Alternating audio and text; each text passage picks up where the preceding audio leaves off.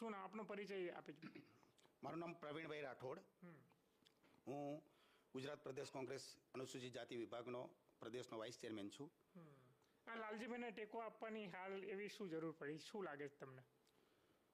હું લાલજીભાઈના જે જાહેર મંચ ઉપરથી લાલજીભાઈએ જે વાત કરી એ વાત સમગ્ર ગુજરાતના દલિતો, આદિવાસીઓ, માઇનોરિટી અને બક્ષીપંચના હિત અને અધિકારની વાત હતી અને એ વાતને હું સમર્થન આપવા આવ્યો છું.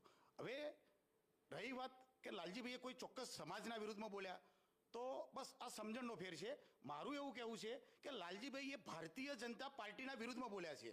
એ નિવેદનને તમે એક વાર નહીં 10 વાર સાંભળો, એક જ વાત આવશે કે લાલજીભાઈ આવું કહ્યું છે કે ભારતીય જનતા પાર્ટીના શાસનમાં કેમ માત્ર ચોક્કસ સમાજને જ ગૃહમંત્રી અથવા અગત્યના ખાતાઓ સોંપવામાં આવે છે.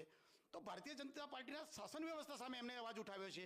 તો આ કદાચ થોડી ઘણી તકલીફ થવી જોઈએ તો ભારતીય જનતા પાર્ટીના લોકોને થવી જોઈએ, બરાબર?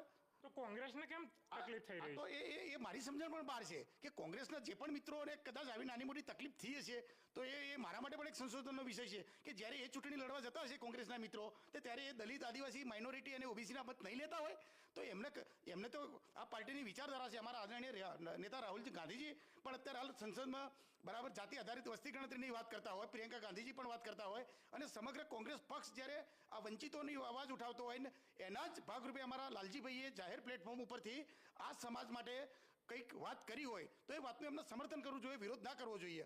એટલે હું એ જે પણ મિત્રોએ આવો વિરોધ કર્યો છે એમને ફરીથી એકવાર વિનંતી કરીશ કે આપ આપના આજે પણ વિરોધ કર્યો છે એમાં પુનઃ વિચાર કરશો.